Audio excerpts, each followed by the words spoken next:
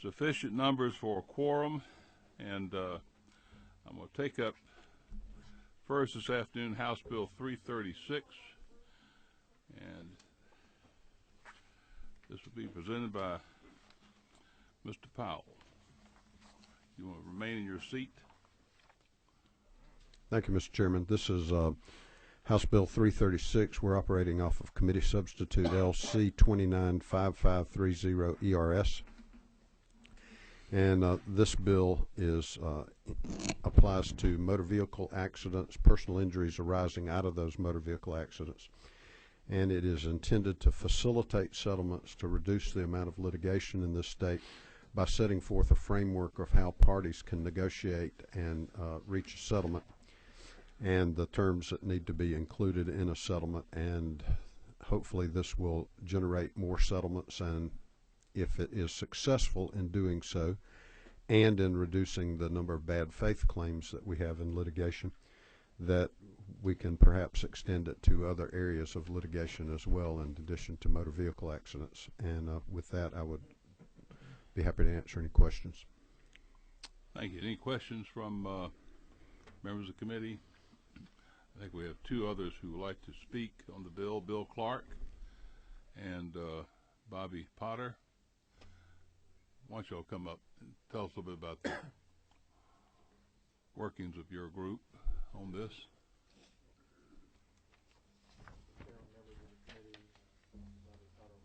Let me get you, I'm sorry, pull your mics around. There you go. Chairman, members of the committee, Bobby Potter on behalf of State Farm. This is Bill Clark on behalf of GTLA. And from my perspective, we endorse this bill and Representative Powell's comments. This is, as I understand it, a compromise. It could have included other things on one side or the other. Mm-hmm. That's the case with most compromises. In this case, we endorse this compromise. Are you go ahead. I just endorse everything that Mr. Potter just said. It's the nature of a compromise that neither side walks away entirely happy, and that accurately describes this bill. Right. That's what makes it good legislation, right? Find a solution. Let me ask you, I know y'all had a group working sort of quietly on this. Is that a group of individuals you're able to now identify, because we did not want to talk about it back when they were meeting and discussing? Or I'll answer on behalf of my organization. I've not asked them, and frankly, the group was convened by the speaker, and he asked lawyers, not being controlled by industry folks, trial lawyer folks, but lawyers that engage in this litigation on a day-to-day basis, to bring their practical experience to the table to address the issues. I'm not afraid to tell you who they are. I just, you know, it was the speaker's creation, and I would want to get the speaker's permission to make those names available. All right. Ditto. Okay. Mr. Chairman. Any questions of either of the parties? Nobody has any questions? We're moving right along then. Thank you. Thank you, Mr. Chairman. All right. Anyone else in the audience wish to speak on House Bill 336? It didn't sign up. Yeah, come on up, Mr. Pettit. Please do. Have a seat. Thank you, Mr. Chairman. I'm Boyd Pettit with Georgia Link Public Affairs Group. We represent the U.S. Chamber Institute for Legal Reform. I've talked with the author, and from the Institute's position in reviewing this, the expansion into other areas rather than just limited to automobile accidents is an issue and of importance to us. Just wanted to make you aware that we understand the process that's taken place and understand what the committee is doing, and have real appreciation for the chairman's comments a minute ago about if this works in this area, then looking at expanding into other areas to be important to us. I think this is the first step. We don't have anything and I know you and I talked about this, and this will be, say, the beginning of what may be further review and concerns in the future when we look at other cases that may arise in. Thank you for letting me comment. Sure. Thank you. Anyone else? If not, we'll close off further public input, and the House Bill 336 is now on the breast of the committee. Do we have a motion? Do pass, Mr. Chairman. Motion is due pass, and it's been seconded. Is there any discussion on the motion? Now, the chair will call for the question. The main question is, do pass House Bill 336. All in favor signify by saying aye. Aye. Opposed, like sign. Thank you. Now, if you leave, we're going to be without a quorum, you know. I have Can't- I understand you have to leave, but my question is, we need to get somebody else for a quorum in this room. You want me to deputize somebody? Yeah, when I do that. Go find, let's see if we can, we've got to have 5 to continue operating business-wise.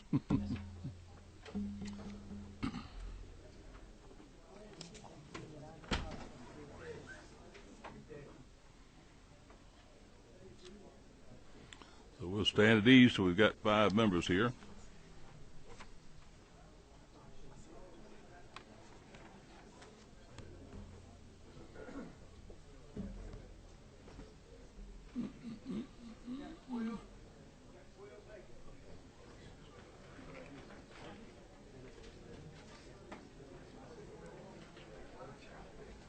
One quick question Sure. on it. I know we're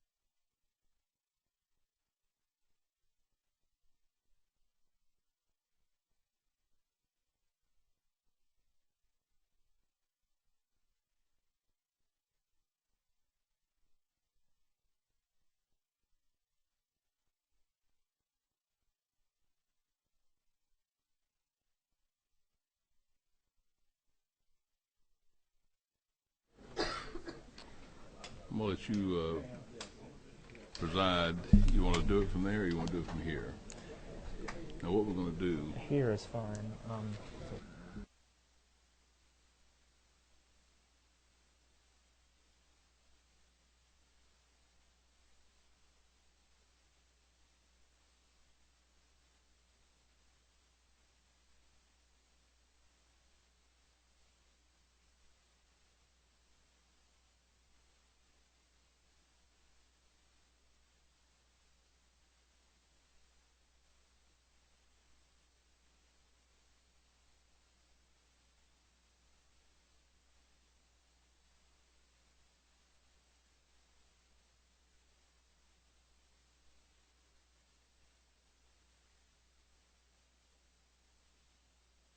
My plan.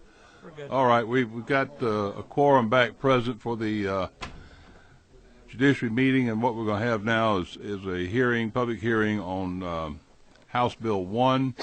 I've got a lot of individuals who've signed up. The chair will exercise his prerogative. What we're going to do is have groups that may be here, and I see a lot of the district attorneys. There's a number of district attorneys, 3 I believe. There's a lot of individuals as sheriffs, and also people who are representing police departments. I'm going to categorize the groups as being where you got multi people who have signed up. We're going to have 2 people authorized to speak on the groups as opposed to everybody who signed up, just because times and number. We've had 2 subcommittee hearings. We have heard from individuals from I know the Sheriff's Association and the DAs.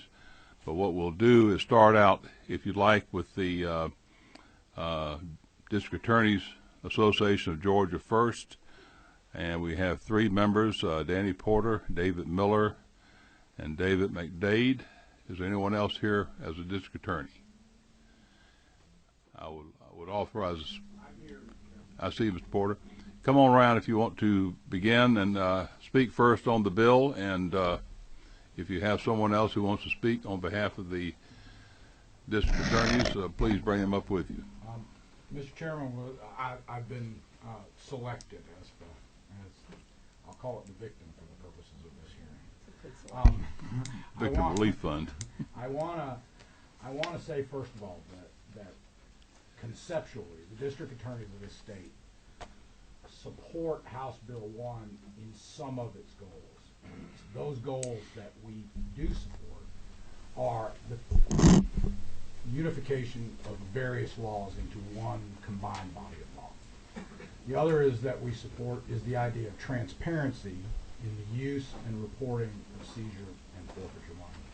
And the third thing that we support is the idea of accountability. Although, as I said at a previous hearing, we are somewhat concerned, and we understand the chair's dilemma or the author's dilemma, and we are somewhat concerned about the role of the district attorney in enforcing that accountability, because our concern is that we really have no power over other elected officials and sanction, the ability to sanction other elected officials. So there's some mechanics in there that we're concerned about, but not the concept. But I want to say, on behalf of I pull that mic around. The parents in the other room not able to hear you. Yes. Okay. I want to say, on behalf of the district attorneys of Georgia, that unequivocally and without a doubt, I want to make clear that we are against the passage of House Bill 1. And there are 3 things that I'd like to focus on as the basis of our opposition. And the first begins with what we perceive as misconceptions in the origin of the bill. And those 2 misconceptions, first of all, begin with almost a presumption of wrongdoing on the part of law enforcement that we rebut, that we do not believe is true. Mr. Chairman, you have referred to incidents that have come to your attention, and while we are deeply concerned about incidents of wrongdoing, we do not believe that, as a whole, the law enforcement community in this state is guilty of the wrongdoings that are set out in certain publications by other groups. In general, we believe that forfeiture proceedings forfeiture proceeds are used properly, that people are given due process, and that people are given the opportunity to have a hearing, and if they are an innocent owner, to have that property returned.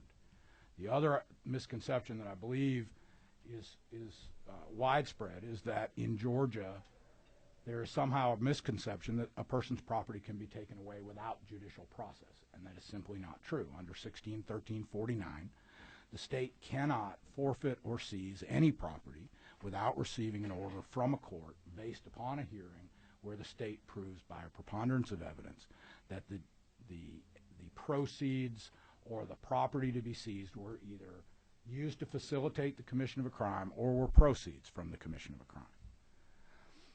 Focusing on the specifics of the bill, one of the main concerns that prosecutors in this state have is the changing of the burden of proof from a proof by a preponderance of the evidence to proof by clear and convincing evidence. And Mr. Chairman, you and I guess, will have to agree to disagree, but I would state to the committee that 37 states use either a preponderance of the evidence standard or a lower standard. In some states, property can be seized actually on a probable cause standard, but 37 states use the preponderance of evidence or lower standard, and the federal government uses the preponderance of evidence.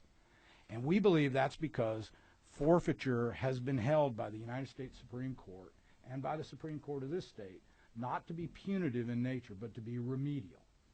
And so it falls in the category of civil damages. And so to make the statement that to raise the burden of proof will not change the state's ability to seize property seems to me to be logically incorrect. And I would just say to those of you who are attorneys that if all of a sudden you were asked to prove damages in a civil case by a preponderance of the by clear and convincing evidence rather than by a preponderance of the evidence, I would submit that you would be seeking damages less often. And that's one of the concerns that we have, is that by raising the standard of proof in these remedial actions, you will reduce the filing of state forfeitures. The second thing that the district attorneys are concerned about is the reduction of the threshold of the sufficiency of a claim.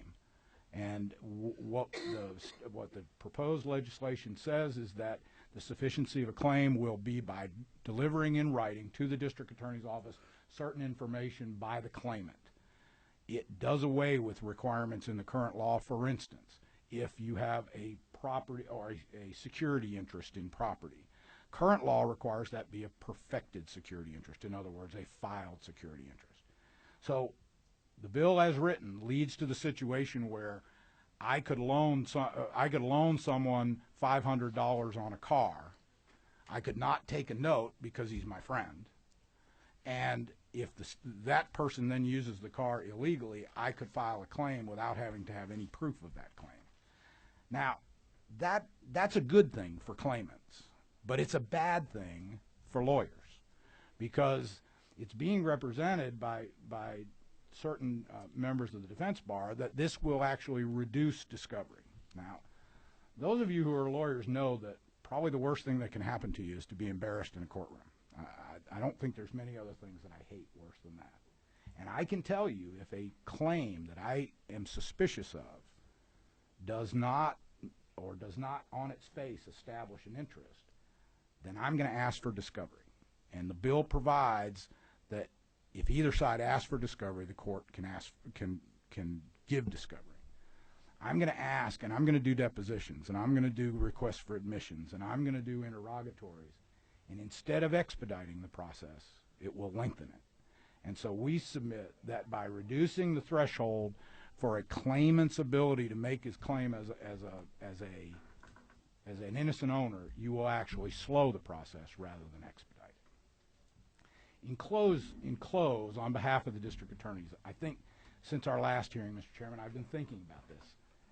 And one of the things that the Institute for Justice and all of the advocates for forfeiture reform advocate is a change in federal forfeiture law. What I'm concerned about by HB1, and again, I'd repeat, the state is just as concerned about these forfeiture abuses, if they exist, as anyone in this room. But what I'm concerned about, and and evidence shows that if we change state forfeiture law, we're going to force forfeitures into the federal realm, where there is no local accountability. There is no ability for the sheriff, who's answerable to the voters. There is no ability for the district attorney, who is answerable to the voters, to control that process. And we see that happening in those states where these increased standards of proof are being imposed upon law enforcement. And that's one of the main concerns that I have. And I'll be happy to answer any questions. But for those reasons and the reasons we've stated in previous hearings, the district attorneys are here to oppose the passage of House Bill 1. All right. Thank you. Ms. Porter, any questions of Mr. Porter? Let me ask a follow-up on this. Not a philosophical question, but a practical question. Once a property goes through forfeiture, whether it be tangible property or the intangible being cash, does it become public property? Yes, sir. It becomes the property of the state or of the local governing jurisdiction.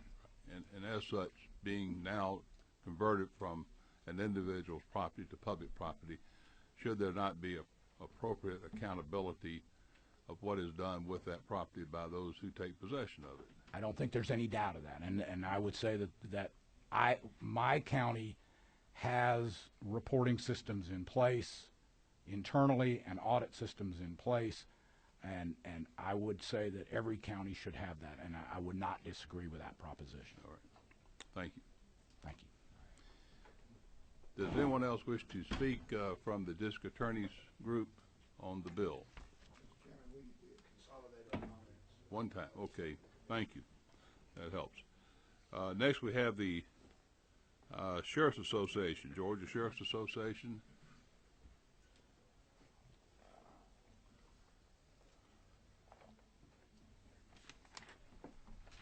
Thank you, Mr. Chairman, members of the committee. I'm Howard Sills. I'm the Sheriff of Putnam County and the President of the Georgia Sheriff's Association.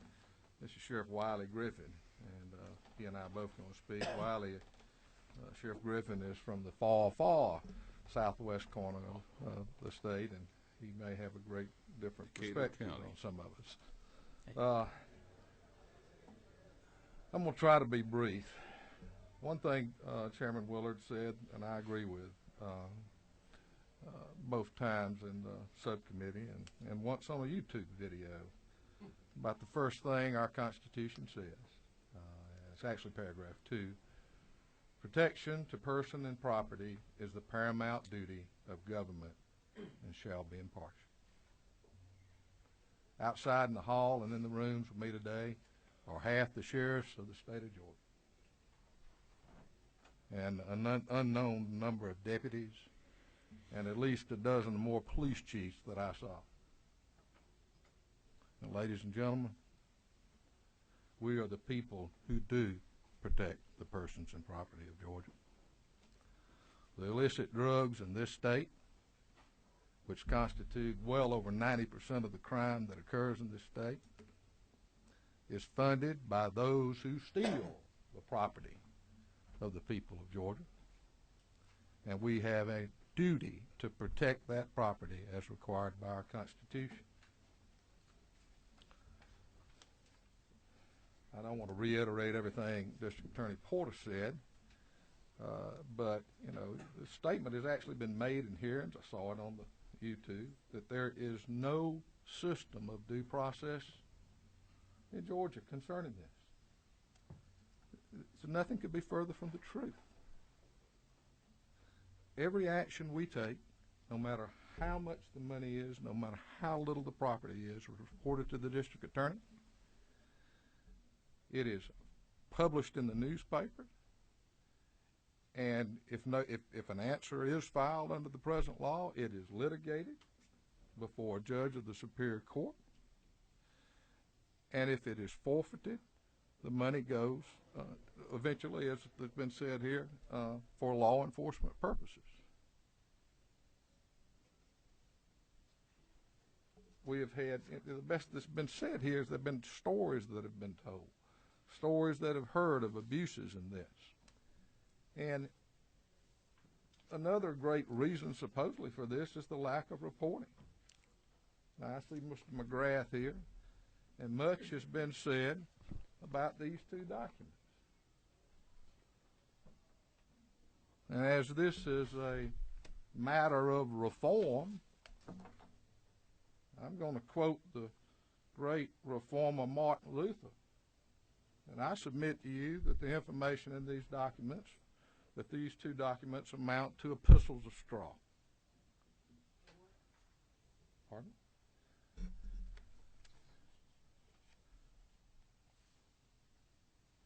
For example, page 4 here, excuse me, this is significant. Page 2 in Forfeiting Accountability, Georgia Law Enforcement's Hidden Forfeiture Funds. Some of the agencies have taken large amounts compared to the annual budget. 2003 data show the Cobb County Sheriff's Office took in $9.5 million in forfeiture proceeds, 76% of its $12 million budget. Well, Sheriff Warren, he's right out there in the hall. We couldn't have but two people speak.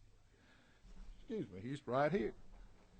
And he will gladly tell all of you that his budget then was over $60 million. And so, that's a prominent thing in this document, and it's totally false.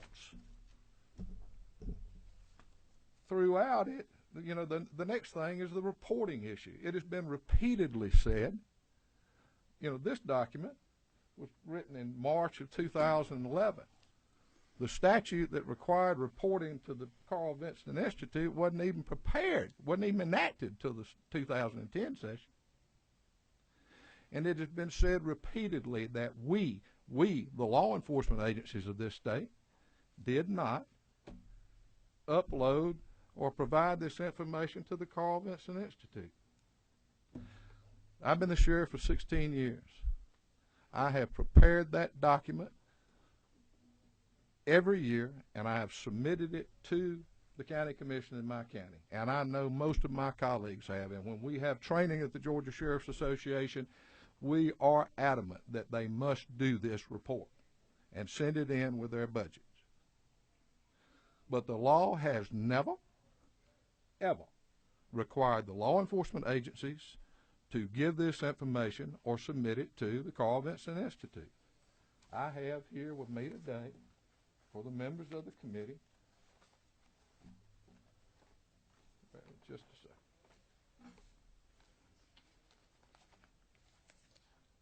Copies of 368021, and it clearly says, I won't read the whole statute, it's used in this code section, the term local government means a governing authority of a county or municipality having an annual budget in excess of $1 million.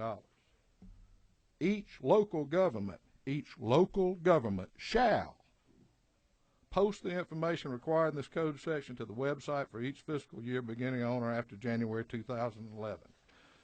As you flip over the back side, concurrent with the submission of the annual report by the local law enforcement agencies required in U4D 161349, a copy of such report shall be electronically transmitted in a PDF document. This law clearly says that that is the responsibility of the local governing authority. And if you go to the Carl Vinson Institute website today, and if you go down and scroll down to Putnam County, you will see there are no reports listed concerning the seizure and forfeiture. But every one of those reports are in the county commissioner's office. And if the fact that they didn't send them up there is hardly our responsibility.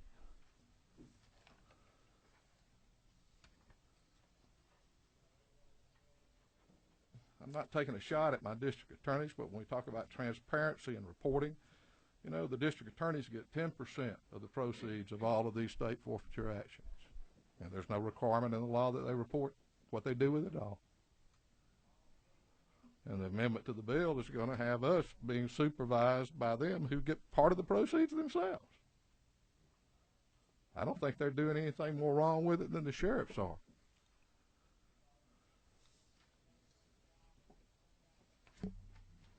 Ms. Hogue spoke at the subcommittee And she said that what would be ideal would be if Georgia had a law like North Carolina does.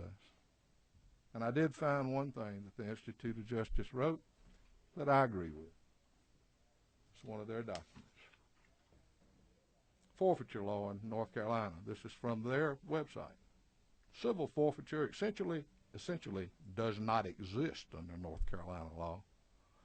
Property can only be forfeited if the property owner is actually convicted of a crime. If he is convicted, the burden must show why the property cannot be forfeited. Moreover, law enforcement does not receive any of the proceeds. Perhaps it should come as no surprise then that North Carolina participates extensively in equitable sharing, receiving more than $96 million from the 2000 to 2008. That's exactly what District Attorney Porter said would happen. In a federal forfeiture proceeding, the most any local agency is ever going to get is 85%. So that's what happens when this happens. It all goes federal. Now the feds require us to report every year electronically, and you better report. And if they find something you spent that wasn't appropriate, they're going to let you know. But this reporting's being done. This has been misinformation all over the place, folks, to justify this. What we got works, and it has been upheld by the Georgia Court of Appeals, our Georgia Supreme Court, and the United States Court. What we can do and what we can't do, and we do not take grandmother's call unless grandmama knew grandson or granddaughter was hauling dope or using that car. We don't take it. And to say that we don't have due process, and to say that the sheriffs of this state have only their self-interest to motivate our opposition, is as offensive a thing as I could ever think of. I drove up here today.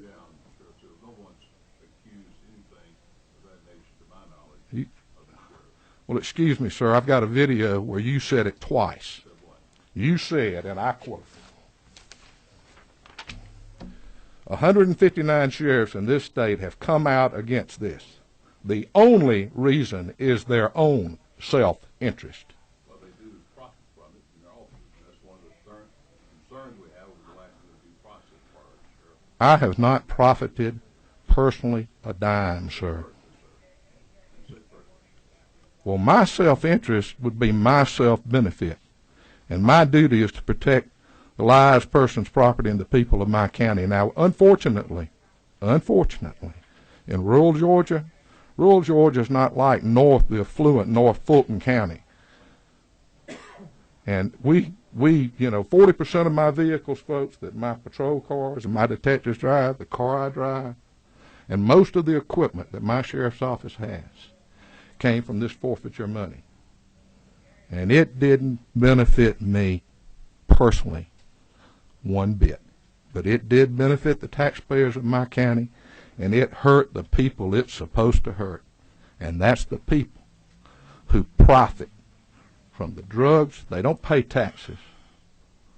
The stuff that's going in your children's veins are coming from these folks that we take this stuff from. Your budget for your Department of Corrections is swollen out. It's because of the people that we take this from. And this, I submit, is the best thing we have ever had to deter crime and to fight crime in the state of Georgia in my almost 40 years. And I thank you. Yes, sir. What is the, I'm looking on the date here, Sheriff handed out. It says concurrent with the submission of the annual report. Concurrent with the submission of the annual report by local law enforcement agencies required by Division U4D3 of Section 161349. What is that section? That is. I've asked from counsel. Yes, so that's from 161349, and if you look at page 81 in your bill, you've made a change to reflect the change in the law as you proposed. Page 81. Yes, sir. What did that provision require as far as reporting? My question. Let me answer your question.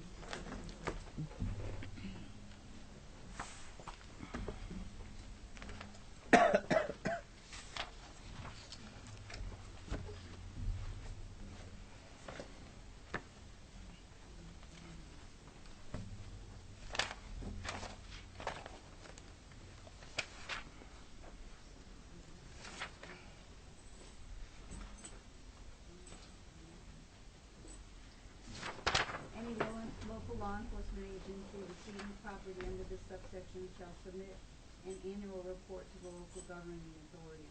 The report shall be submitted with the agency's budget request and shall itemize the property received during the fiscal year and the utilization made thereof.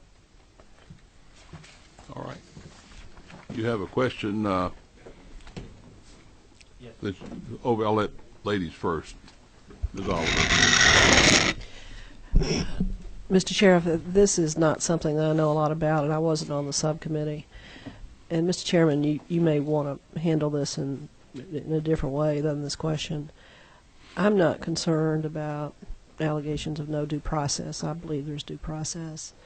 What I don't know is how this bill changes where the money goes, exactly in what order.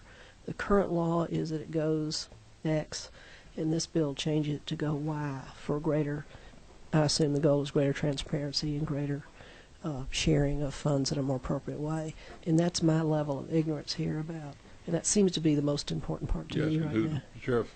Sheriff or Mr. Chairman, if you want to handle that in any. Go ahead, Sheriff. One thing it changes, of course, is it changes the language in the present statute says that the money shall be spent or the property shall be utilized at the discretion of the chief law enforcement officer of that agency. We contend that that is crucial. Crucial. It will end up, we're afraid, just like the 10% jail construction and staffing, if you're familiar with that add-on, that money goes to the counties. We never see it. It never functions as something that we can utilize in a way we see fit. It only goes into our budget. So simplistically, very simply, right now you are the receiver statutorily of the money seized, and this bill would change it to go to the counties. It is my opinion that it would be a certainly debatable issue that they would have control over the money. It would be continued to be spent for law enforcement purposes. But we fear that it will simply be, quote, well, we included that into your budget. Quite candidly, ma'am, I couldn't conduct many of the investigations I have conducted over the years, some of them very complex, without this money if I had to get it from the county commissioners. Follow up that the definition of use of the money is on page 17 at 9/16/20. And that is, as used in this code section, the term official law enforcement purpose means expenditures for law enforcement equipment, training expenses, and investigative expenses. Such term should not include the payment of salaries or rewards to law enforcement personnel. This is, as I understand, is a pattern after what the federal law limits. You cannot use it for salaries or payment of bonuses, etc. Correct? Our present law does not allow that either, Mr. Chairman. Well, it doesn't say that. Yes, sir, it does. Yes, it does. Yes, sir, it does, and I'll be glad to read it to you if you like. Okay. Give me just a minute. But there's nothing problem with that as far as the language of the question. No, sir. I address Representative The second part is where there's taken in. I'm sorry, you didn't finish, but go ahead. Well, what I was saying is I don't have a problem with that. I don't think anybody does. Let me see it.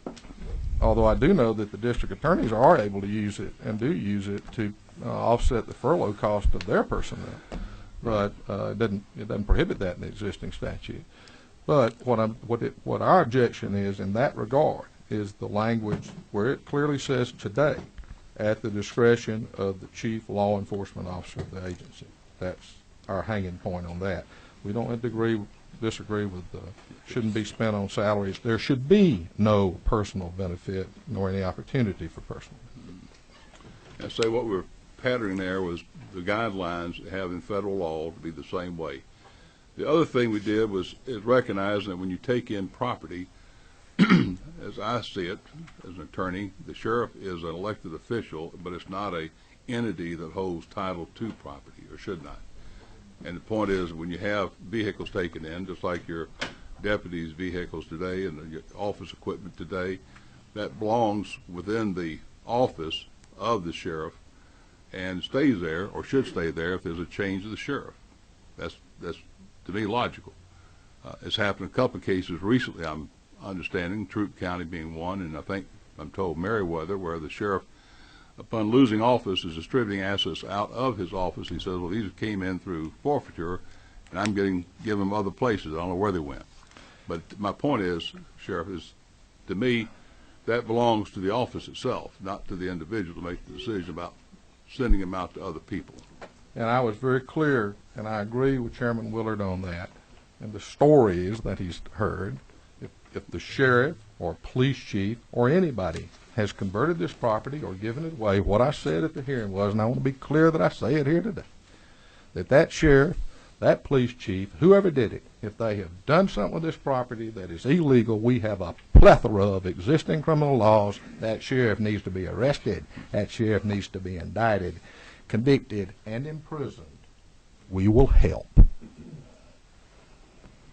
And what I was reading from is an article that's in the paper, and I don't say I have personal knowledge of it. No. Yes. I'm reading what I'm finding from reporters giving information about it. I understand, and I don't know either, but if they did something they weren't supposed to do with, they need to go to the chain gang. Wish we had those again. Let's see. I'm sorry, Mr. Lindsay. Sheriff, thank you for coming today, and I have a little bit of a vested interest in HB 122, which was the reporting to the Vincent Institute, since I'm the one who carried that bill.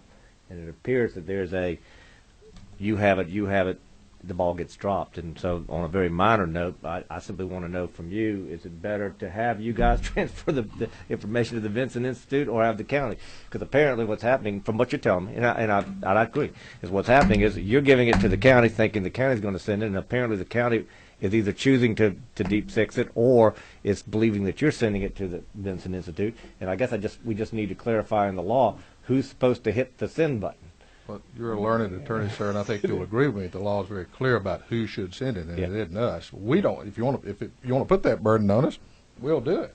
Okay. But I'm not going to do it unless the law tells me.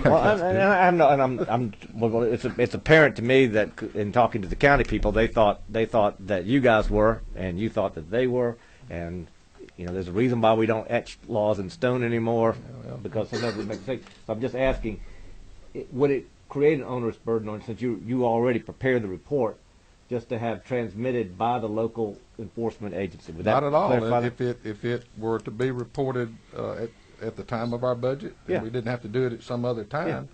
Not at all. Wouldn't bother us at all. It says concurrent. I'm just trying to clarify the law, and I appreciate that. Yeah. I want to make sure before I put that in there that's not going to create an onerous burden on you guys. I don't think anybody have a problem with that. We wouldn't. Okay. All we'd have to do, same thing. All they have to do is scan it into a PDF document, click. That's what we were hoping on. But apparently there's been a little bit of a breakdown in communications, and so I'm just trying to clarify that one little piece. Thank you. Yes, sir. Thank you. Another question, Mr. Bruce. This is a delicate one for me. Like Mary Margaret, I was not on the subcommittee either, so I'm just understanding now about this bill. But it seems like the major objection. Well, let me ask this question: how involved were you guys? So that, Chairman Willard, please correct me, but you've been working on this a year, you said, or 2 years? Close to 2 years. What involvement did you guys take in over the last 2 years in trying to make this bill something that is palatable? Let me say this. It's my understanding the chairman got this committee together in 2011. Task force, excuse me. To my knowledge, not a soul from law enforcement, nobody, was ever contacted or asked for any input whatsoever. We're the people who actually do this. I know there was a person from the PAC staff nominally on it, but nobody from law enforcement was ever contacted at all that I know of. Certainly no sheriffs, and the chiefs I know. The chiefs of police in this state didn't even know this bill existed until I told them about a week ago, most of them. Well, to follow up on that, we had a task force, as I've stated earlier, consisted of the Prosecuting Attorney's Council representative, the gentleman who teaches this information throughout the state to law enforcement, as well as the district attorneys, and we had a attorney general representative who involved with this, especially with what we call the task force type of forfeitures, administrative office of courts personnel, a defense attorney's council member, And we put the bill out early for the very reason we are now, and that is to get input from those who are involved with it. That was put out back, I believe, November 15th as an early filing. So we've had November, December, January, now 3 months, and I've yet to have the sheriff come sit down with me at my invitation and speak about it. And that's why I said earlier, what I've received from the sheriff has been just a lockdown. Everybody get in line, and don't anybody vary. We're going to be opposing this bill, and that's all I've heard. That's the truth. Can I follow up? Yes, Mr. Chairman? It seems like and again, I'm just going by what I've heard over the last couple of days, that the major concern is who controls the money that is taken in as a result of this property or whatever being confiscated. Is that the major concern? No, sir. Okay. Well, help me understand, Okay. because that's what it sounds like. That is one of our major concerns. There's no doubt about that. But we concur with I'm well experienced with this law. I seized the first real property, I think, in the state under the statute back in 92 or 3. We agree with everything the district attorneys say. And another paramount concern of ours is lowering the threshold from $25,000 down to $5,000 for the formal complaint. District Attorney Scandalakis said it best the other day. He internally has a limit, a certain amount, and I don't know what it is. If it falls below that limit, he won't file on it. He will not pursue a forfeiture. In the 16 years that I've been sheriff, with the exception of one federal case that wasn't even a drug-related case, it wouldn't have even been forfeitable under Georgia law, I don't think I've had but one or two forfeiture actions that were over $25,000 in value. And my district attorney's office, if they have to litigate, not only litigate with these changes in the standard of proof, continue appellate action on it, they don't have enough.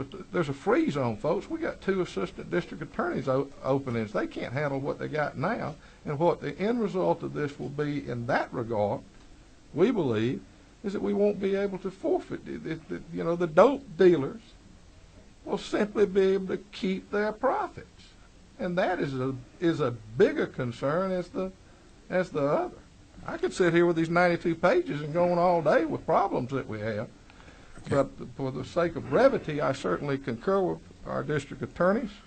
But that $25,000 threshold for rural counties will make a big difference. One last thing.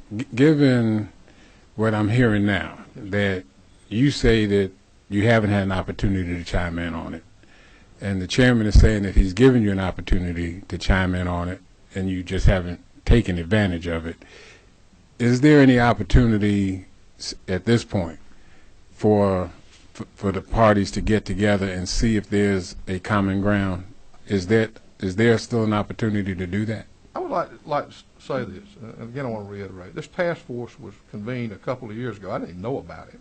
Not that I believe I need a right to know about anything, but it's incredible to me that something this profound, this draconian, establishes a task force to rewrite everything, and the people who do this are never even contacted. Now, I'll have to agree with Mr. Willard. I didn't know he pre-filed it in November. I'm sorry. I'm working burglaries and robberies. I got a lot that I'm doing, and we got staff to try to watch these things.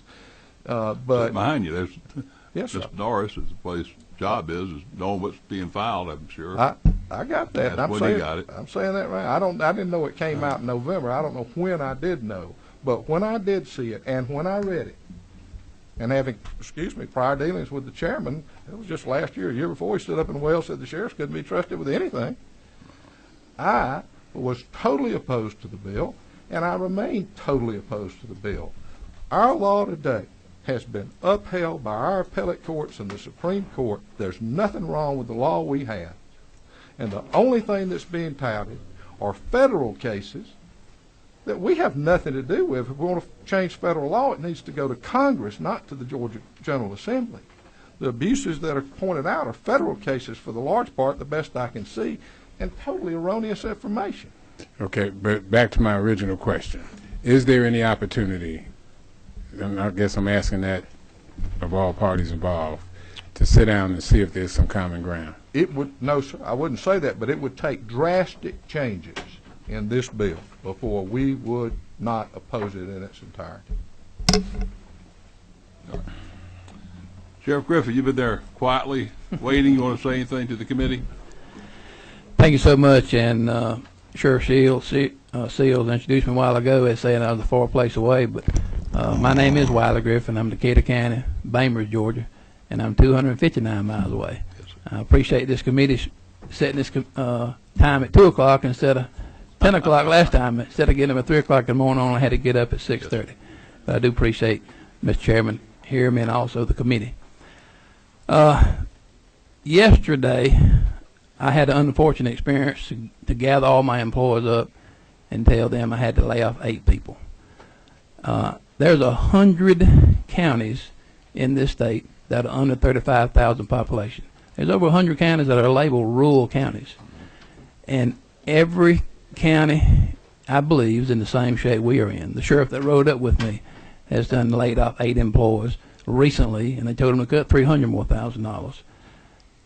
Our counties, because of state unfunded mandates, federal unfunded mandates, our county taxpayers just can't stand any more. And we're cutting budgets. We have, just like the state government, y'all been cutting budgets, we've been cutting budgets, nobody's had raises in 5 or 6 years. There's nothing more to cut but people. Most every one of these rural counties, when they talk about capital outlay, these asset seizure funds, that's where we get our money to buy the guns, ammunition, bulletproof vests. And you're right, your bill addresses that, and the other bill that's in place now addresses you cannot use it for salaries or bonuses, and we don't do that. It's the only thing I don't want to repeat. I appreciate what Mr. Porter said and Sheriff Seals said, so I don't want to repeat what they've said. But one thing I think has been left out, and I believe this bill addresses that. When a state trooper pulls over an individual, this money will now start going to the state. So let me tell you why that's going to cause a problem. The state troopers, they do that. We work great with our state troopers. They do a good job. But in order to seize these assets, normally speaking, we start an investigation. It can go on for 6 months or for years. To put a good investigation together, to take these drug dealers, the real drug dealers that are destroying our society, out of place. It takes a long time. What you're going to have, this case that we work on for so long, and a trooper makes a traffic stop, and then they're going to get that money. It's going to cause some ill feelings. That traffic stop, once they take that traffic stop, we, the sheriffs, take that individual, we house him, we put him through the court system. But the way I read the bill, 100% of that money will go to the state. Is that wrong? I think that may be wrong. We have a provision that says there will be a report prepared by the district attorney as a recommendation to the court, dividing the funds among the various agencies involved. Okay. So there's not a right or wrong to anyone receiving all of it or none of it. Okay. There's supposed to be a report, and just you say, where y'all done the work, housing, working toward the prosecution of the case, there will be involvement from sheriff's office and participation. Okay. I see it. Because I'm already experiencing, because these asset funds are so important to everybody in this economic bad time, I'm already having problem with the federal authorities. Basically, they tell us, the DEA agent tells us, hey, don't work this case because, we want to work it. Y'all will lay off, so we lay off of it. Kind of because they say it's a 2-county case. Well, when it comes down, the 2-county case was Decatur County, and over the line in Miller County, they sold some synthetic marijuana over the counter of the 7-Eleven. This guy's on 2 7-Elevens, one in Decatur County, one in Miller County, and so therefore they try to take it federal, and they want to take the 100 acres that we was going to see. He's an underground grower of marijuana, destroying our society, and the federal drug task force wants to come in and take our money. It's going to happen. This bill will get us going toward fighting each other. I see it coming the way I read the bill with the GBI and the State Patrol for these funds and all. It's fortunate. I had Vernon Keenan in my office 2 days ago. He didn't realize his office was 259 miles and still could stay in Georgia, but he was in my office 2 days ago. He's helping with that. I think we got that worked out. He understood what we did. We took a major drug dealer down, and I believe that he's gonna help us with that. Jay Powell has helped us with some too. But I don't want to get off on a tangent. I know what a tangent is, but I'm just talking from a rural South Georgia sheriff.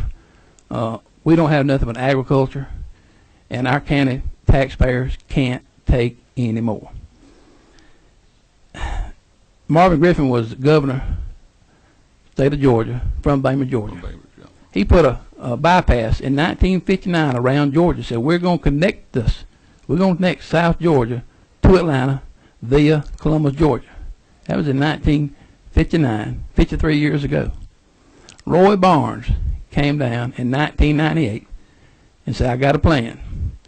We're going to get 27 highway 4 lanes because it'll take 38% of I-75's traffic off of I-75 and put it through Southwest Georgia so y'all have something besides agriculture. Well, there's another governor elected from Perry, Georgia. And you know he wasn't going to go into the Cracker Barrel in Perry, Georgia and say, hey, I got a plan to take 38% of y'all's business away. So it stopped.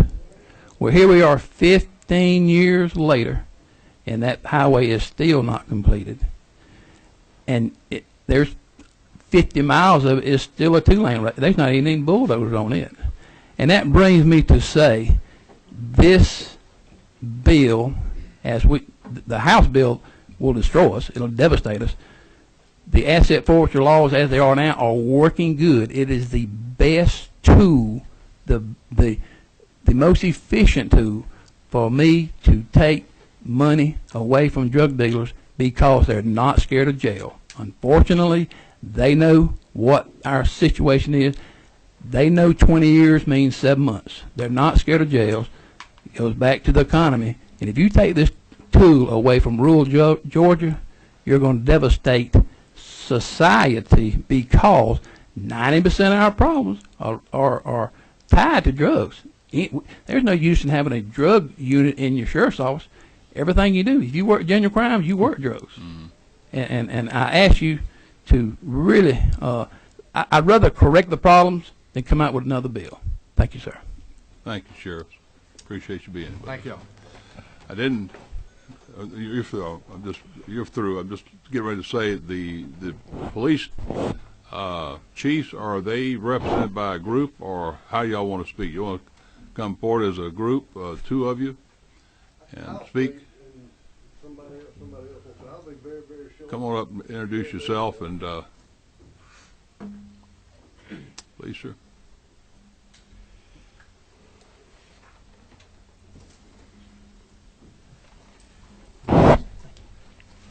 Identify yourselves, please, for the audience. I'm Keith Glass. I'm Chief of Police of the city of Monroe, which we're about 45 minutes from here, so it wasn't a bad trip for me. I also sit on the Georgia Chiefs Board. My name's Truman Woodfield. I'm the Assistant Chief of Police in Dalton, Georgia. We're plus or minus about 80 miles yes, sir. over here on the interstate. Glad to have you. Won't take me but a second, and there's no need in caveating what the district attorney said and what the sheriff said. And I know that our board has made our concerns to you, and let me say that I appreciate what all our legislators do, and you got a job kind of like ours. A lot of times, no matter how good you do it, you still didn't do it good enough, or somebody sees it that way. In talking to not sheriffs, but chiefs, well, let me do that. Sometimes sheriffs and chiefs do talk, so that's a good thing, you know.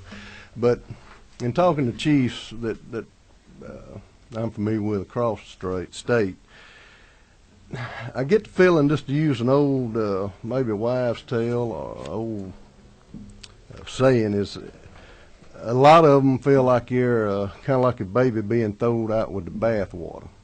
And if folks are not reporting and doing the things that they should be doing, we definitely need to hold them accountable. I don't think anybody has a problem with that. But we just ask that you really look at the concerns and see if we can find some common ground. Because the chiefs I've talked to and myself, you know, it's just me. Now, I'm not talking about my board, but as I look at it now, it'd just be hard for us to live with. But I do appreciate your work, and hopefully we can get to some common ground. And thank you for giving me a few seconds. Well, thank you too, Chief. Yes, sir. Mr. Chairman, ladies and gentlemen, thank you for giving us an opportunity to be here. In the interest of time, I'm going to agree with the statements that we've been made previous. I don't think anybody here, I know myself, and speaking for my agency, we have some concerns about anything that would happen in relation to this bill that would not allow us to be as effective as possible. The financial impact of asset forfeiture and the asset forfeiture process that's in place is very specific in how you deal with seizure of property. But when you're dealing with drug dealers and criminal organizations, I don't want to see anything done that will hamper our ability to be effective in that, and I don't think anybody here would disagree with that statement. There's some wording in the bill related to weapons that's of concern to me, because, you know, that as technology is advanced in especially narcotics, it seems like we're seeing more and more. We're seeing a lot of weapons involved in that. We're seeing, you know, with technology, it brings a challenge to law enforcement to deal with those investigations, because some of the technology that you have to apply, of course, costs money, and the asset forfeiture process, properly applied, gives us a tool to use to further our efforts to try to combat that. You're talking about seizure of weapons. The concern you're talking about is the seizure of weapons through a forfeiture matter. It has to do with the right. Yes. Well, I think we did some wording. I don't know if you're familiar with that or not, but we took some wording. The district attorney. We were trying to craft this, recognizing last year a bill went through, Senate Bill 350, which has some restrictions about what law enforcement or individuals can do as far as disposition or destruction of guns. Yes, sir. So we're kind of guided and limited by that part of it, but the district attorneys came forward with some provision, language-wise, it's in the bill now, that addresses that. What does it say? Page 38, line 1301, any weapon available for use in any manner to facilitate a violation of this article, subject to seizure, and then with respect to controlled substances. And that was added in Chairman Jacob's subcommittee. Yeah, so that, we wanted to be sure that was something that would not be limiting law enforcement or the DAs with that area. Okay. Was there anything else? I just wanted to mention that part of it. Just to reiterate our concern that I think that there's the procedure that's in place now, effectively applied, is you know, a tool that we can use, and I don't want to see us hampered, our law enforcement hampered in a way that will cause us to lose ground. You know, all right. This money and the seizure money that we can put back into our agencies to support us. And just caveat me again, thank you for your work you do, but I think the concerns today have been voiced as good as it could be by the folks that spoke before us, and we just appreciate everybody that's out here doing what we do in government. So thank you for your time. Well, thank both of you, Chiefs. Glad you came down. We next have groups. I think we've got some individuals. I'm trying to read the name. W. Leo Payne. Is there Mr. Payne here? Come on up forward, Mr. Payne. Identify yourself.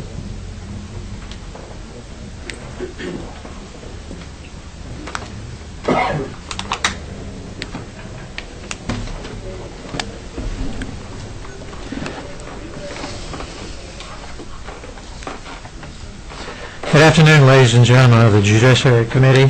Thank you for the opportunity to testify before you today. My name is Leo Payne, and I come before you today as a private citizen of the state of Georgia.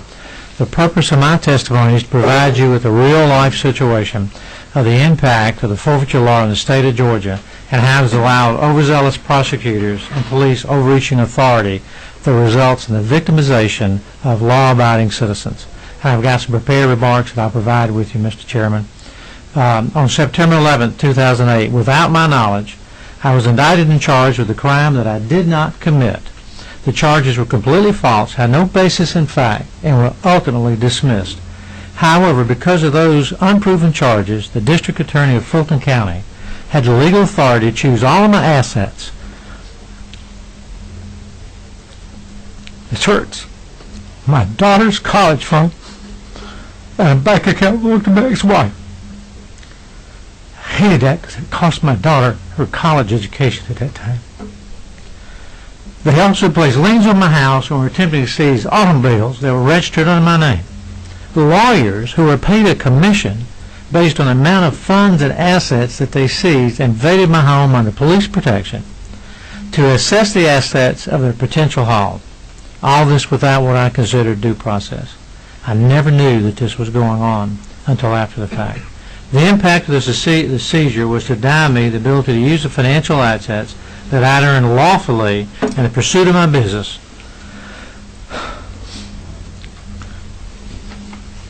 to rob my daughter of her college days.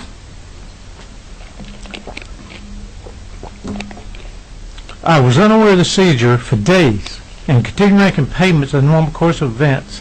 However, checks began to bounce due to not sufficient funds. I couldn't pay for the food from the daughter.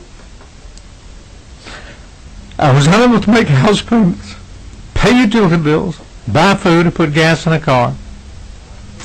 My daughter was forced to live with relatives that were closer to school so she could get back to and from work, and they'd fed her. All this because of overreaching legal authorities decided to seize assets under the law that denied citizens of the state of Georgia due process. Furthermore, without funds, I was unable to defend myself. Luckily, I was fortunate enough to locate Stephen Byrne, who agreed to take a retainer from my uncle and my pastor to allow me to have proper representation. All criminal and civil actions were vigorously defended, and to that end, a motion to dismiss was filed in a civil matter contesting the seizure of assets and alleging the seizure was without merit, lacked evidence, and I was innocent of all charges. It took me 3 months to gain a hearing in civil court to secure the release of all my assets. During these 3 months, my house was subject to foreclosure. I couldn't pay my daughter's funds. I couldn't pay my utility bills. In addition to that, the district attorney chose to use my own funds and hold them over my head in trying to get me to plead guilty to something I didn't do and agree to a forfeiture of my own funds. I steadfastly refused to do that. I refused to give in to something that was not correct and lacked evidence. The district attorney was using my own money to produce not justice, but a victory on his record. I steadfastly refused to accept any deals, even though Stephen presented them quite frequently. Give up $10,000, give up $20,000, agree to do this, agree to do that. No, I'm not going to do it. I did nothing wrong. Were it not for the generosity of neighbors and relatives, I'd have been homeless. It hurts me about my daughter. When I told her about the loss of the fund and the possibility of leaving college, she said, "Daddy, I'll be okay. But what about you? You've had 2 heart attacks. How are you doing?" She could care less about what happened to her. I told her, I said, "Caitlin, they can beat me, but they cannot defeat me. I will win in the end, no matter how hard the effort. And without the help of a proverbial rich uncle and a kind pastor, I would not be able to find competent counsel to defend myself." When I did get my day in court, the judge ordered the district attorney to produce evidence of any violation of the law. This was the same judge that signed the order to seize my properties. A hearing before this same judge. The district attorney was unable to produce any such evidence, and the civil case was dismissed. The judge ordered the district attorney to immediately restore all funds, release all liens. However, the district attorney's office dragged their feet and I had to be pressed into releasing my funds, my own money, releasing the funds and the liens. In my opinion, this was a further abuse of power and stretching the overly punitive power of the current forfeiture law. I'm a History Channel buff, and many times I've watched videos and documentaries on the atrocities committed by the Nazis against the Jewish people in Europe. They seized their properties, monies, and forced them out of the homes. In September 2008, I learned firsthand what it was like to live under that environment. If the law continues to remain on the books and you deny people the basic rights which our forefathers fought and died for, rights which my family and friends fought and died for, then I think you're doing an injustice. I certainly have no problem with taking money from drug dealers and providing weapons and vests to the police force, but I think you ought to convict them first, and I think you ought to make sure they get their due process. I don't care who they are. I'm a veteran of the U.S. Navy. I've served my country honorably to defend rights. I'm a law-abiding citizen who respects authority in the government system that we have in the United States. However, I cannot believe that the current forfeiture law is part of those values and beliefs. In my business career, I've served the citizens of Georgia, Louisiana, and the United States to the best of my abilities. I've been responsible for refinancing billions of dollars of utility company debt that reduced rates for consumers in those states for decades. I was a key player in the privatization of a portion of the Manhattan Project that returned $3 billion to the U.S. Treasury. I've been a responsible citizen. Recently, I created a youth program for a church, raised funds for developmentally delayed adults, and created a nonprofit charity for autism. I do not deserve to be treated in this manner, to have my assets seized and my rights trampled. Today, I've been cleared of all charges and I'm trying to move on with my life, but I occasionally have nightmares of cars pulling up in my house and overzealous public officials seizing everything that I've worked for and served my country to defend. Members of this Judiciary Committee, I urge you to consider changes that will protect the rights of citizens and give them their due process and protection under our laws. Thank you. God bless Georgia and God bless America. All right, thank you, sir. Mr. Payne, any questions of Mr. Payne? Appreciate you appearing today. I'm sorry for getting emotional, but all right. Yeah, that's my little daughter. Yes, we've got two lawyers. I think one of them, you mentioned names, Byrne, Stephen Byrne. Yes, sir. And also a Mark Spix. Right.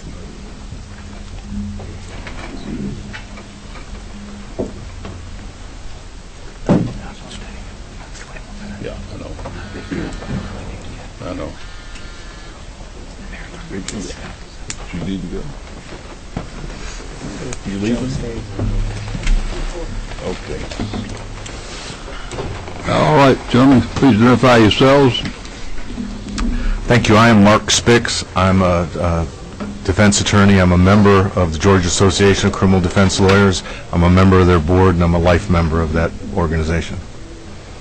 And my name is Stephen Byrne. I am also a solo practitioner practicing federal and state criminal defense. I'm a former executive board member and vice president of GACTL. All right. First of all, thank you for tackling what I think is an important issue. Unlike the people before me, I do think the law needs to be addressed, and I'm happy that this legislature is. And thank you for letting me speak. For those of you that don't know me, I'm a licensed attorney in Georgia. I have actively practiced trial practice for 36 years, and I've been the lead counsel in over 30 Georgia forfeiture cases. I've been to the Court of Appeals 3 times with the current Georgia forfeiture law, and I've appeared 3 times before the Supreme Court of the state of Georgia concerning the current forfeiture laws. All of my representation in Georgia cases involved non-contraband claims, and they were on behalf of innocent owners who never lost their property and were never convicted of a crime. So you might be asking, as my colleagues behind me, why is he here? The system must be working for him. But what has happened is, in each of those instances, the property was taken and the property was maintained for years before the innocent citizens got their non-contraband property back. In each of my cases, especially the ones where special district attorneys were appointed, There was an ex parte proceeding with conclusory, vague allegations, and the taking process then began. In many instances, they took entire businesses, homes, cars, and the entire inventory of businesses. There were no real time limits or effective procedure to facilitate innocent owners' rights, their requests for hearings, or their requests for return of property. Property in all of those cases was held so long, in some instances it put the owner of the property out of business, in some instances it ruined or damaged the property, and in some instances it became simply too expensive to proceed to get the property back, so I would work for free. And in all instances, in the 30-plus cases that I have done, the property was never used as evidence, even though sometimes district attorneys will tell you they're holding the property to be used in evidence. In Colquitt County, just for one anecdote so I can be as brief as possible, property that was acquired through legitimate means was seized and held. The police officer in charge of the investigation admitted under cross-examination that the owners of the property knew nothing about the illegal use of the non-contraband property. He testified 2 years ago that the owners knew nothing. The district attorney relied on the standard of should have known and argued to the judge for continued holding of the property on the should have known standard.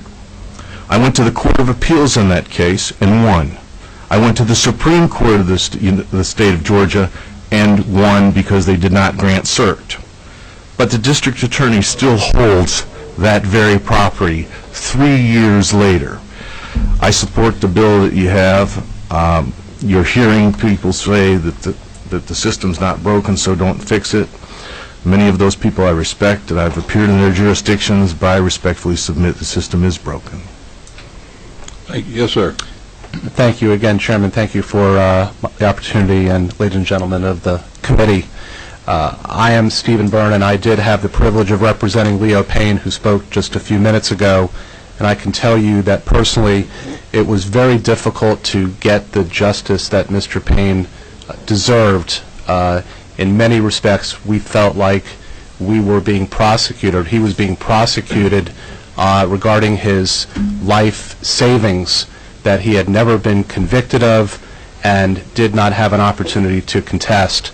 It was only through some creative stylings and from the judge who took a closer look at the facts that we were able to at least get Mr. Payne's possessions returned to him.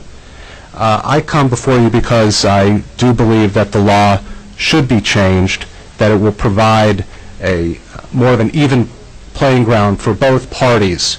A couple suggestions that I would make, and this is a change that I would suggest we keep from the old law under 16-13-49M4.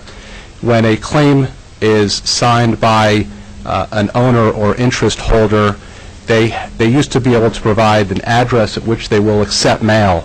The new law requires that the claimant provide an address at which the claimant resides.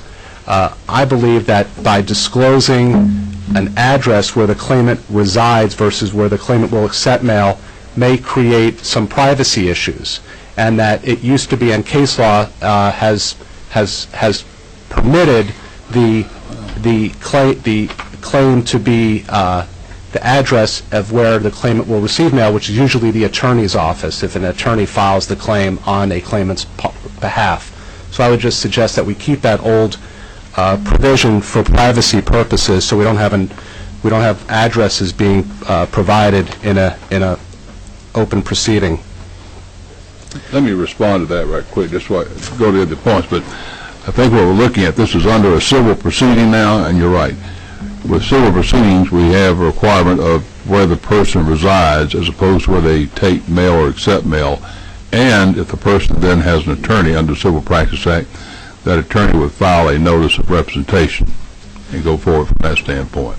Yes, sir. But I think the purpose of it is to have appropriate place for the mail being where the person resides, as we do under other civil practice proceedings. All right. I just refer to the old law, which allowed, Right. and case law has supported that law can be accepted by an attorney, and that address can be given. I understand, Chairman.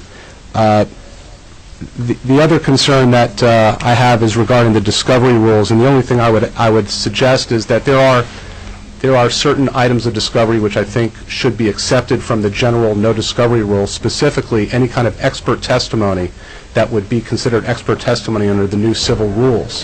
For instance, drug lab, crime lab reports, something that will customarily be part of any kind of a presentation at trial. To ask a court to for permission to get something as basic as a crime lab report, I think would go and possibly slow down the process some, because to have to go to a court to ask for permission to ask for discovery will slow down the process to some degree. So I think there's some room maybe for some exceptions for what would be commonly considered discovery that would almost certainly be used in any kind of a trial, civil trial. The last issue, Chairman and ladies and gentlemen, is related to appeals. I don't know if there was anything, I didn't see anything in the proposed bill related to how the property is to be handled pending appeal. I would just have to ask that if there be some notation that if an appeal is filed, that the property be held and not dispersed.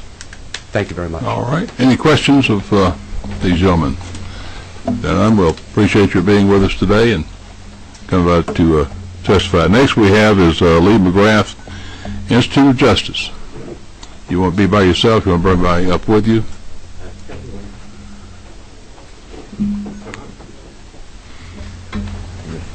I think I'll do it myself, Mr. Chairman. All right. Thank you very much. Mr. Chairman, members of the committee, honorable members of law enforcement, my name is Lee McGrath. I'm the legislative counsel for the Institute for Justice. Thank you very much for the opportunity to testify today in favor of HB 1. It is a good, small, incremental bill that you should, and the rest of the legislature should enact. Nothing in this bill takes away civil forfeiture, and let me explain our perspective on why this is a good bill. Mr. Chairman, members of the committee, civil forfeiture represents one of the biggest threats to property rights today in Georgia and across the country. From a property rights perspective, it is no different from eminent domain abuse, the type of abuse you tackled a few years ago after the Kelo case, in which my colleagues represented the families in New London, Connecticut. Government agencies should not take people's property unless they have a very, very, very, very good reason. In the eminent domain case, it should be for a public use. And in civil forfeiture, it should be when the government meets a very high standard of proof. Certainly clear and convincing evidence is a step in the right direction, but that standard ultimately should be a conviction in criminal court. In that way, you ensure property rights while making sure that those who have committed a crime do not benefit from the fruit of the poisonous tree, and that as long has been the case in common law. In addition to property rights, civil forfeiture represents a significant threat to due process protections because it is a legal fiction, Mr. Chairman. The entire enterprise of civil forfeiture is a legal fiction that a citizen's vehicle, cash, or home is somehow guilty of a crime, and that crime is enforced in civil court. This should strike every member of this committee as an absurdity. This fiction, however, is important because for those advocates of civil forfeiture, because it presents a means to circumvent the due process protections that are guaranteed by Georgia state constitution and the federal constitution in the criminal context. Worse than these general concerns about rights, Mr. Chairman, are two important facts. I am currently testifying in other states, and what I say today about forfeiture law is no different in kind than what I testify in other states, including my home state of Minnesota. But the two important facts are that Georgia has one of the 5 worst forfeiture regimes in the nation, and the worst in the South. And secondly, the Georgia forfeiture laws include incentives that have a tendency to convert the efforts of the honorable men and women who serve in police agencies and prosecutor's office from the neutral pursuit of justice to policing for profit. Let me give you one example of that. You've heard a couple already today, but we know that the Federal Department of Justice was involved in Camden County, where between 2004 and 2008, there were over $700,000 in questionable expenses done by the sheriff and the office there as part of the $20 million of seized assets that were taken, including for personal use the purchase of a $90,000 Dodge Viper and a $79,000 boat. Similarly, we know that the ACLU has represented Shirky Simons, who was stopped along the roadside. No drugs were found, but still $3,700 were taken from him. And we know that a native of Ghana was stopped along Interstate 95, where his life savings of $43,000 were taken. He wasn't so lucky to be represented by a public interest law firm. He spent $12,000 of his own money to get back the balance.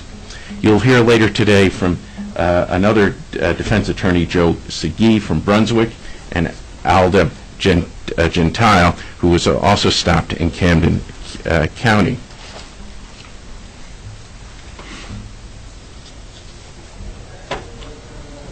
Mr. Chairman, it's my belief that members of law enforcement should be asking you to strengthen protections of property rights and to ensure that their standing among citizens stops being tainted by these activities by some in their ranks. I understand that sheriffs, and I've heard that sheriffs and others oppose this bill, but their opposition is revealing, because nothing in this bill, not one comma or period or one word, changes police procedures on the street. Law enforcement will still be able to stop cars based on suspicion, still be able to gather evidence. Why are the sheriffs objecting so strongly to changes in burdens of proof? I don't really know, because that doesn't affect their jobs. That is an added responsibility that you're giving to district attorneys. But it is clear that their real concern goes at the heart of your responsibilities as legislators. It is your responsibility as legislators to raise and appropriate funds through our system of separation of powers. You're the people who tax and set priorities through the budget.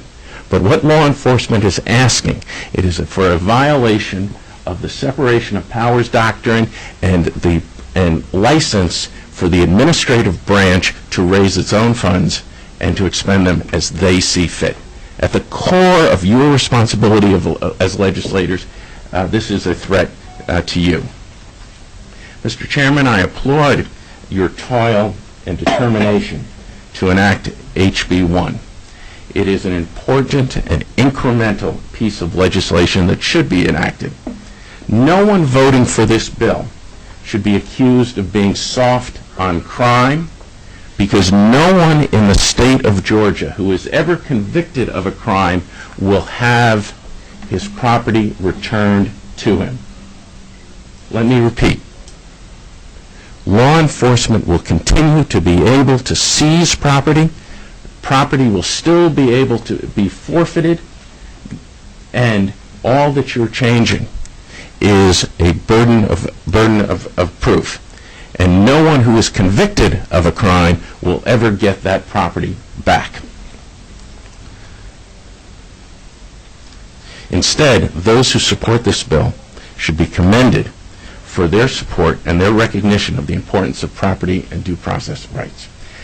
As I see it, Mr. Chairman, this bill does three important things. It improves transparency through better reporting. It seems somewhat odd to me that people are claiming that there is not a problem when we know so little about the use of forfeiture, and we know only about 10% of agencies are reporting, and that the Institute for Justice had to sue Gwinnett County and other counties in order to get them to report. Secondly, it improves process by requiring prosecutors to prove in civil court by clear and convincing evidence that a crime occurred and the property seized are proceeds and instruments. And thirdly, it creates better protection for third parties, those people who are not involved in crimes. If I am stopped in Georgia for an illegal activity and my vehicle is seized, this bill should protect my wife's claim when she is one of the co-owners of that vehicle. If she did not have knowledge, if she did not consent, or if she was not willfully blind to my activities. At your last meeting, Mr. Chairman, you adopted a number of amendments relating to that important concept of protecting third party, protecting wives, protecting those who are innocent owners. And you moved some of the bill under Section 916. Now, there are some grammatical concerns that I think are problems of just moving one section to another. But if I could, Mr. Chairman, I'd ask that you indulge me, and I'll point out a couple of changes that I'd ask the committee specifically to consider so that you realize the goal of protecting innocent owners. And these, I believe, are completely consistent with the intent of the author. First, on line 514, there is let me focus you in on the line 512, and I'll contrast it to line 514. In 512, you do a very important thing.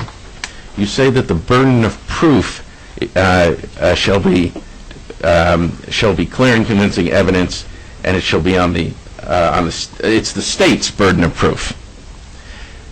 514, because of the move, doesn't truly capture that, and it says on line 515 that the interest or interest holder establishes. Well, that's a bit of a contradiction, but it can be fixed by addition of just a few words. If on the beginning of line 514, after parenthetical 2, you add, if the state does not meet its burden of proof, comma, then you've made these two clauses, you've reconciled these two clauses. More substantively, Mr. Chairman, and to the point that the attorney who was sitting to my left here before made, I encourage you to remove on line 518 the negligence test that this bill establishes for the innocent owner. It is too low a burden.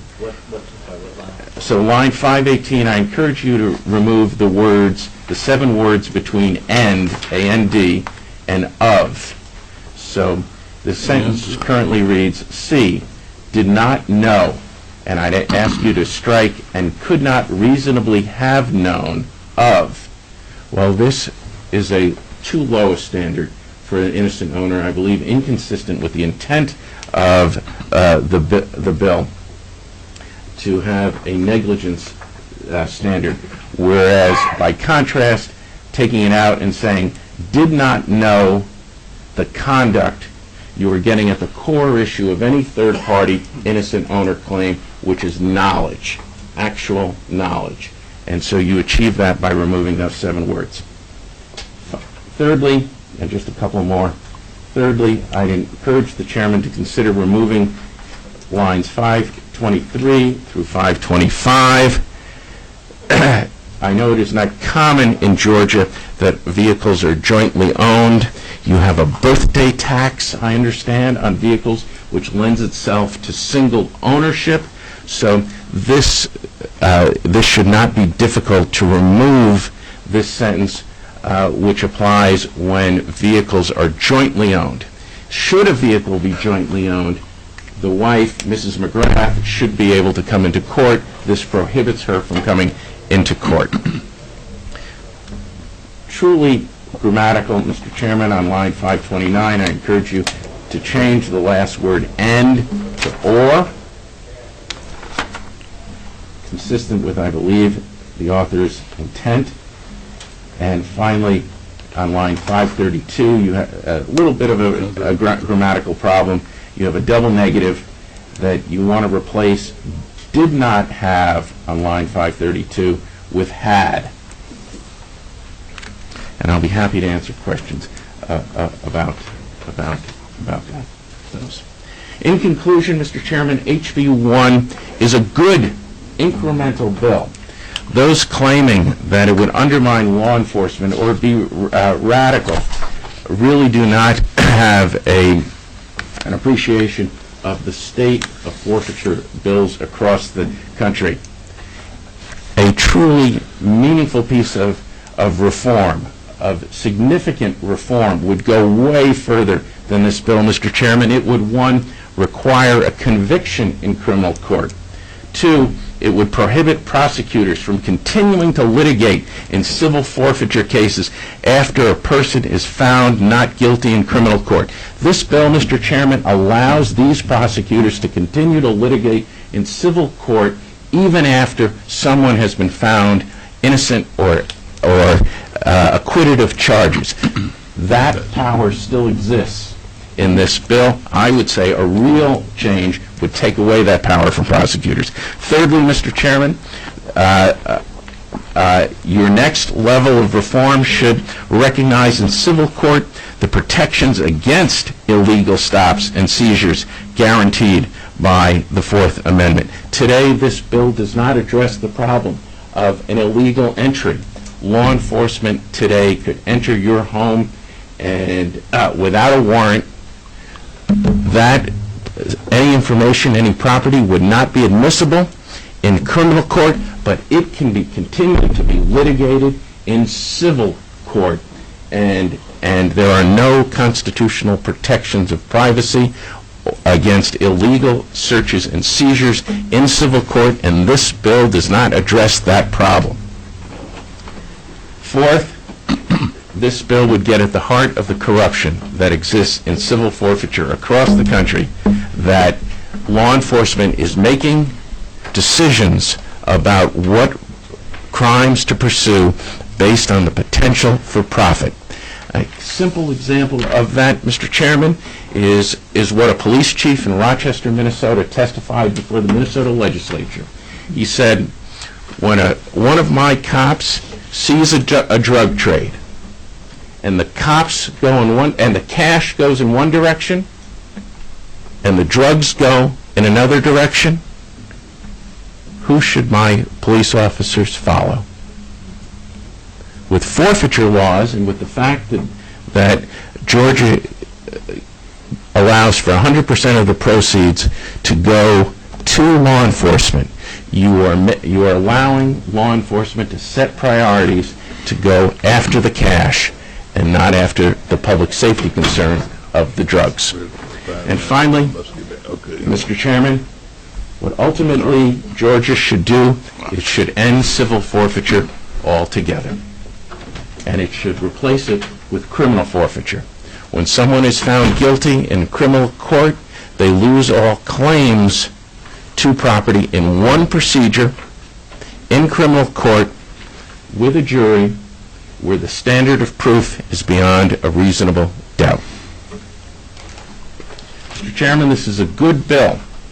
Those claiming that it is too radical do not have a full appreciation of the hard work and efforts that you have made and the mere incremental steps that this bill does.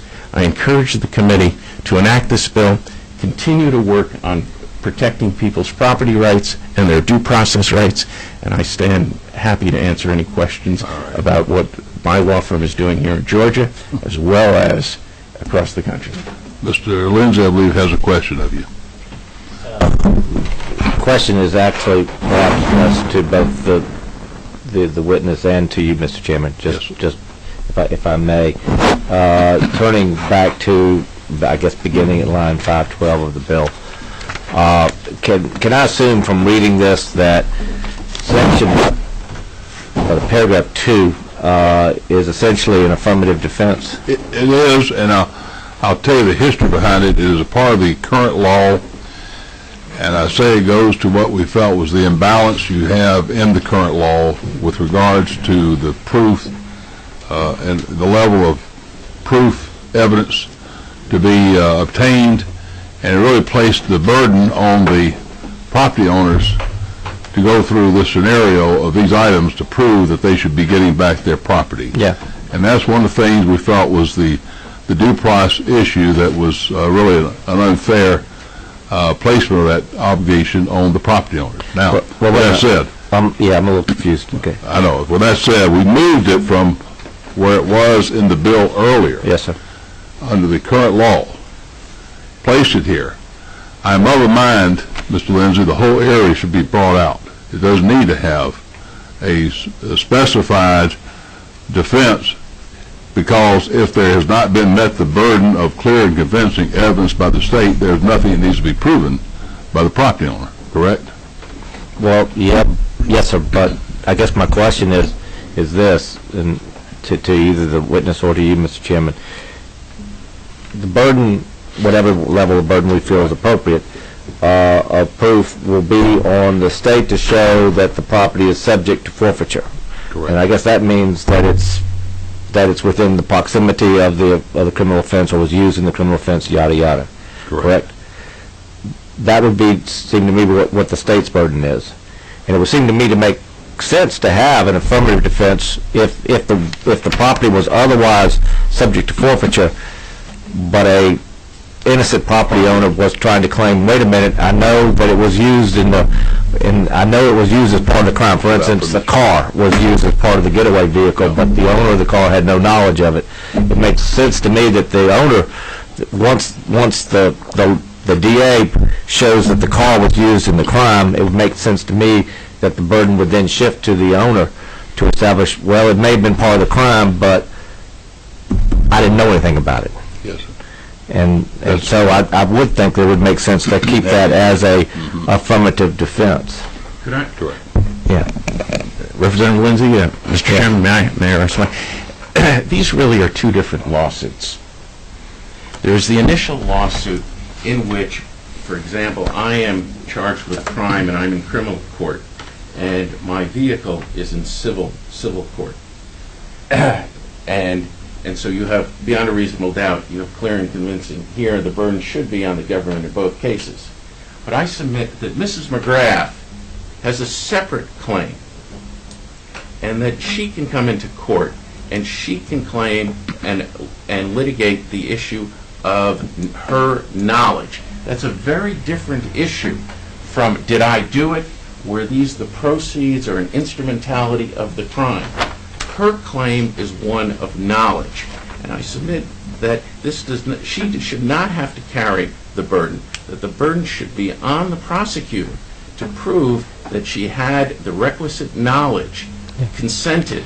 Well, on that point, perhaps you and I need to respectfully disagree, because I think if the car, for instance, using my analogy, if the car is used in the crime, I think that the state has made out their prima facie case of forfeiture, and I think it would then turn to the owner of the car to then have the burden of saying, wait a minute, it may have been in the crime, but I didn't have anything to do with it. You and I may just have to respectfully disagree on that. And I asked the same question to the DAs in on another way, and I'm still sort of debating back in my mind whether or not it should even be clear and convincing evidence versus preponderance of the evidence. And I asked the DAs the same question. Why should it be, and so I'm going to ask it to you, why should it be clear and convincing as opposed to preponderance of the evidence? Given the fact that we're in a civil case and basically we're not seeking to punish, but we're simply seeking to recoup ill-gotten gains. Why should it not be preponderance? Well, I think, let me beg to differ with your presumption, your predicate. Yeah. I'm just giving you what the DA said. I know, so, and let me beg to differ with the DA's predicate. One, this is punishment. Yeah. It is clearly punishment to incarcerate someone and to take away the instrumentality of the crime. Secondly, this is truly a fiction. The idea that somehow this car is guilty and therefore will import all these concepts of civil law into this fiction that the car created a crime, was a part of the crime, and therefore we should have low civil standards, is to buy into the entire idea of this fiction that cars, independent of human beings, create cars. It is clearly a complete fiction. The entire concept is a complete fiction to facilitate what rightfully should be done in criminal court. Okay. Thank you.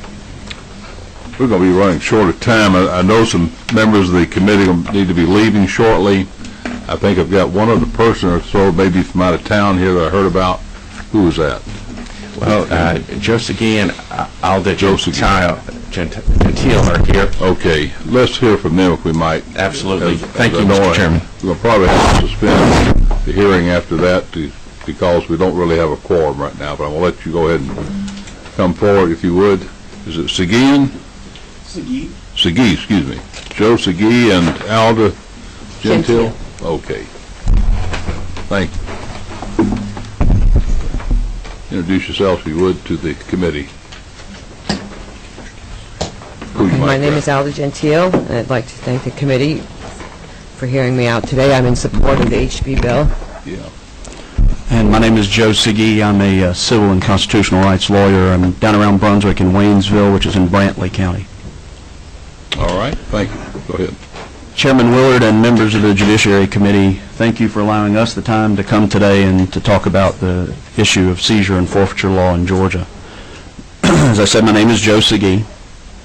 I've been a member of the Georgia Bar since 2002. While my practice is not geographically limited, I'm currently working cases in the Atlantic, Brunswick, and Waycross judicial circuits. In my practice, I frequently handle seizure and forfeiture cases on behalf of innocent owners. While having committed no crimes, have seen their private property taken by the government, usually by law enforcement officers. And after about a fourth of the constitutional issues I see involve the statutory scheme of seizure and forfeiture. I support HB1 not because it resolves all the issues that innocent owners face, because it doesn't. And we concur with the issues that Mr. McGrath pointed out of what we see as the future, where the committee and the legislature should take up seizure and forfeiture law. We support HB1 because it's a critical first step towards improving what's wrong in the area of seizure and forfeiture. I had a discussion with Representative Al Williams of District 168, and I agree with him. His estimation is that HB1 is perhaps the most important piece of legislation of this or any session in terms of the innocent owner, as it deals with a real problem faced by real people who have done nothing wrong. I've seen many abuses in the cases that I've worked. Last year, for instance, I had occasion to help Ms. Paula Peterson, who previously met here, and we had a press conference. She's a grandmother from Alma, Georgia, who works at a chicken processing plant where every dime is hard-earned. She had loaned a Toyota 4Runner to her daughter, who stayed overnight at a friend's house.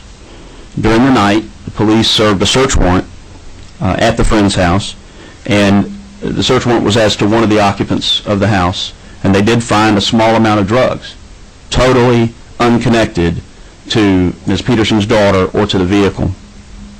Despite having no involvement in this criminal activity, the mere presence of the SUV in the driveway made it subject to seizure, and the police and the DA sought forfeiture through judicial process.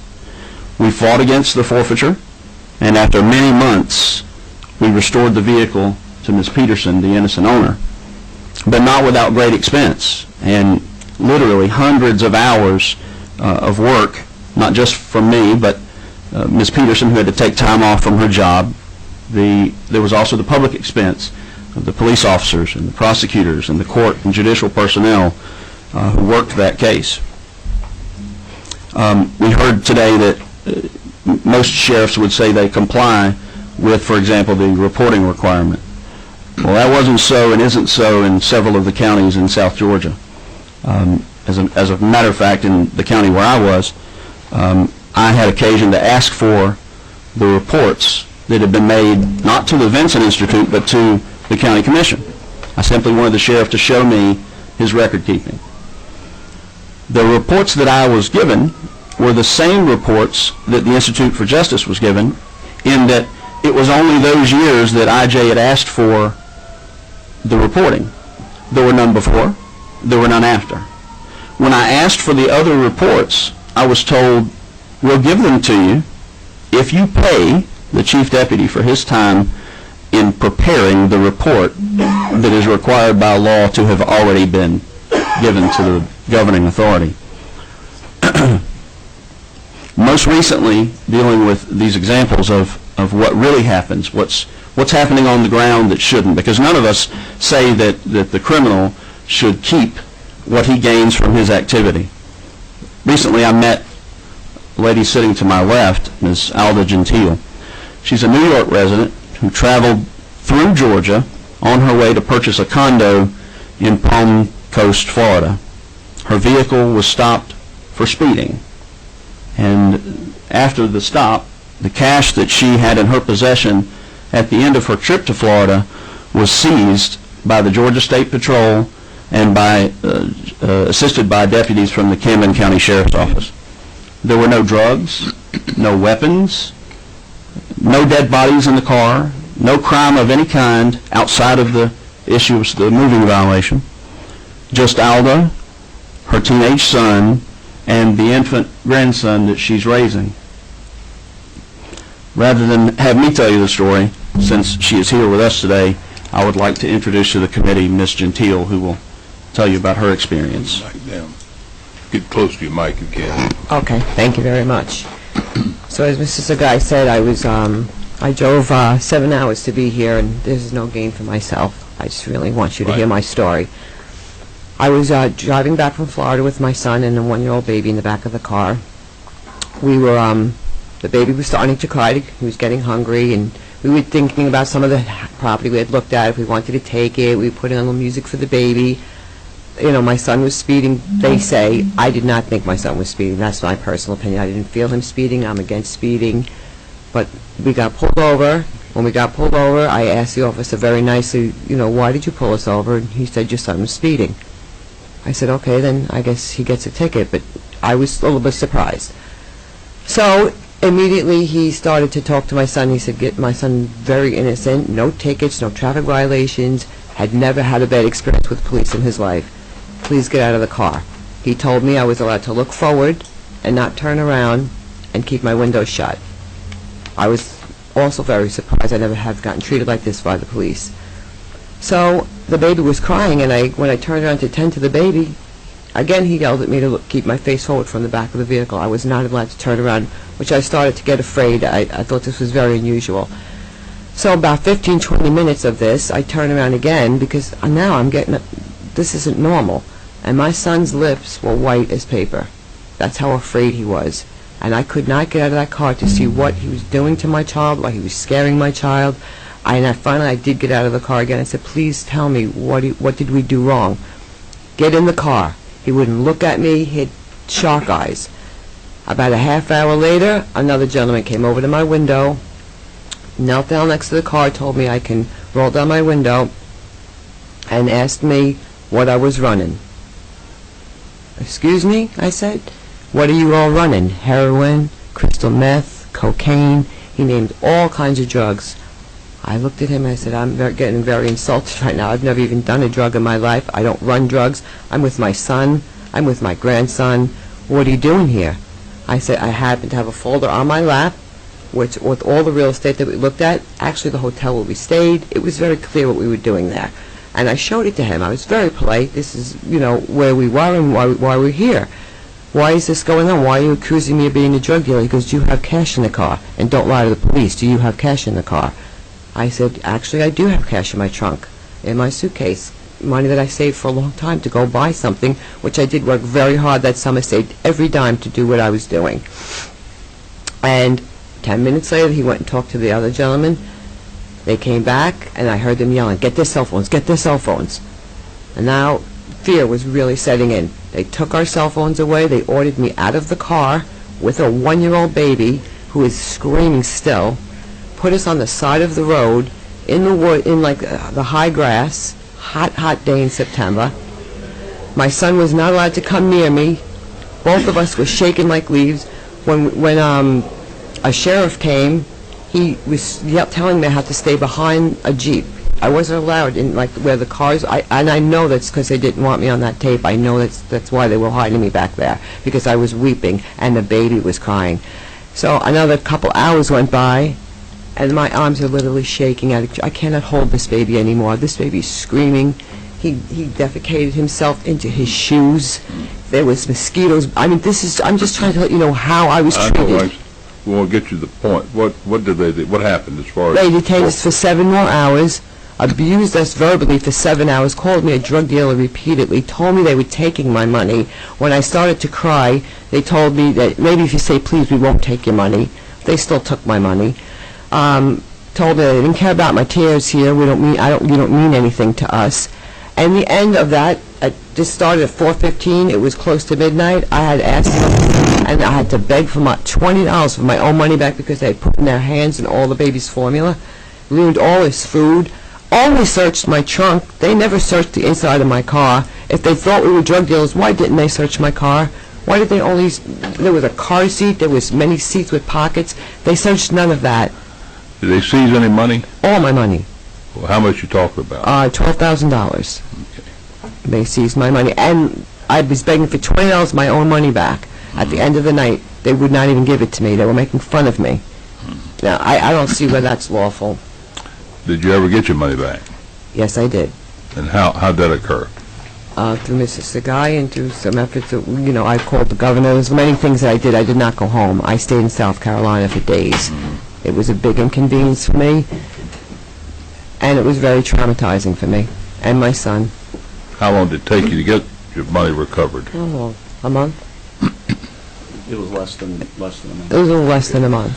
Did they find anything as far as contraband, no materials, no pipes, nothing? No, just baby formula and baby food, pretty much. Well, thank you, ma'am. Thank you. Thank you. Anything further? No, Mr. Chairman.